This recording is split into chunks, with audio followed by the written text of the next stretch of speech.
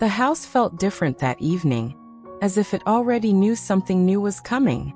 The lights in the living room were turned low, glowing softly against the walls. Outside, the winter air pressed gently against the windows, and slow snowflakes drifted down, quiet and patient, covering the ground in white. Sammy lay on his stomach on the rug, his elbows tucked under him, his favorite plush bear resting beside his cheek. He watched the clock on the wall, the second hand moving in slow, steady circles. Every tick sounded louder in the peaceful room. Grandpa sat nearby in his armchair, a warm blanket folded across his lap. His glasses rested low on his nose as he turned a page in his book, though every now and then his eyes lifted to check on Sammy. "Grandpa?" Sammy asked softly. "Yes, buddy," Grandpa replied, his voice calm and warm. "When does the new year actually start?" Grandpa smiled and closed his book, setting it carefully on the table beside him. "That's a good question," he said. "What do you think?" Sammy thought for a moment. "At midnight," he said slowly. "That's what everyone says." "That's what the clock says," Grandpa agreed gently. "But sometimes the heart has its own timing." Sammy rolled onto his side and hugged his plush bear closer. "The kids at school said they're staying up super late," he said. "They said there will be loud music and fireworks."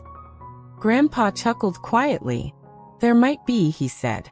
"For some families that's fun." Sammy looked around the room. The lamps glowed softly. The curtains were drawn. The house felt warm and still. "But ours is quiet," he said. Grandpa nodded. "That's how we like it." They sat together for a moment, listening to the gentle hum of the heater and the soft ticking of the clock. Snow continued to fall outside, each flake landing without a sound. "Grandpa," Sammy said, "is it okay if our new year is different?"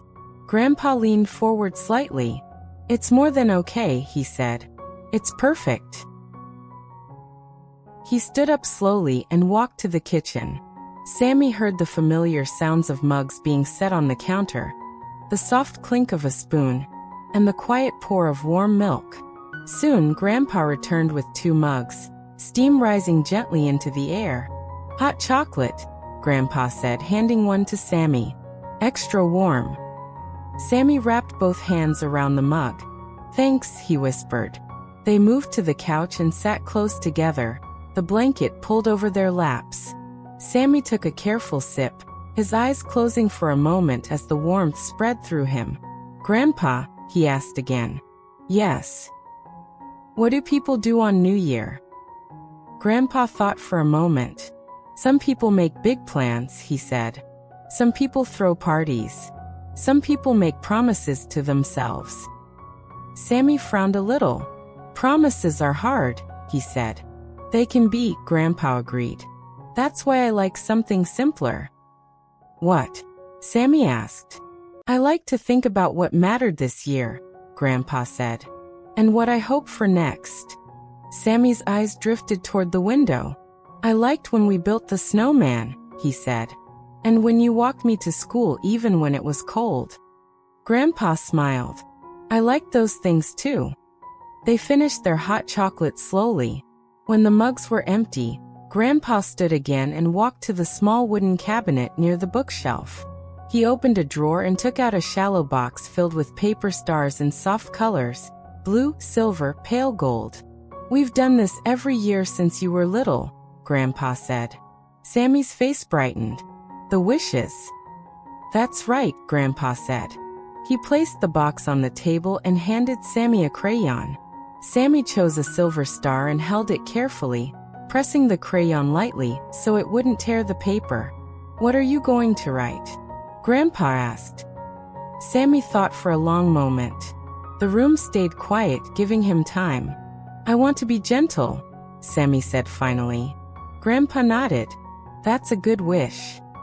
Sammy wrote slowly, his tongue peeking out in concentration. When he finished, he held the star up proudly.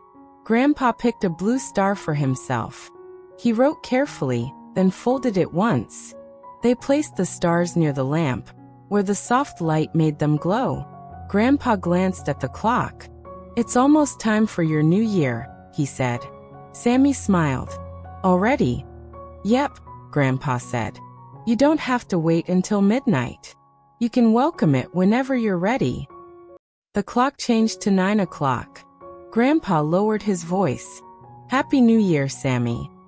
Sammy grinned and clapped quietly, then leaned into Grandpa's side. "Happy New Year," he whispered back. They stayed like that for a while, listening to the quiet. The world outside felt far away, and the house felt like the safest place there could be. Soon Grandpa stood and held out his hand.